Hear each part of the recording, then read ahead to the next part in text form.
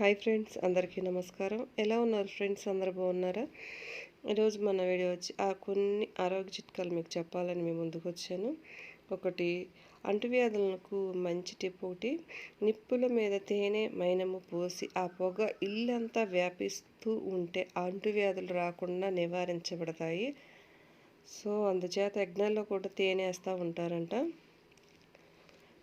రెండో టిప్ వచ్చి, గడ్డలకు బెళ్ళలకు, మన శరీరంపై లేచే గడ్డలకు బెళ్ళలకు తేనె సున్నం సమానంగా తీసుకుని కలిపి బాగా నూరి వాటి మీద పట్టులా వేస్తుంటే దాన్ని వేసిన తర్వాత పల్చటి గుడ్డ అంటిస్తూ ఉంటే అవి కరిగిపోతాయంట.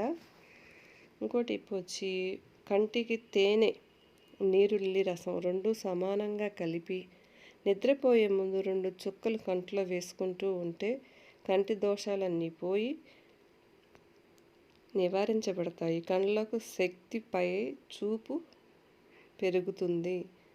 శక్తి వచ్చి చూపు కూడా బాగా కనిపిస్తుందంట. ట్రై చేయండి. 4వ టిప్ వచ్చి, కాళ్ళ పగుళ్ళు. చిన్న మంట మీద 50 గ్రాముల తేనె మైనమును మరిగించి వడపోసి 100 గ్రాముల వెన్నపూస కలిపితే అది కరిగిపోయే వరకు పేస్ట్ లాగా మారుతుంది. అప్పటి వరకు స్టవ్ మీదే ఉంచండి. అలాగే ఆ పేస్ట్ను కాళ్ళ పగుళ్ళకు రాస్తూ ఉంటే కాళ్ళ పగుళ్ళు పోయి పాదాలు నున్నగా తయారవుతాయి.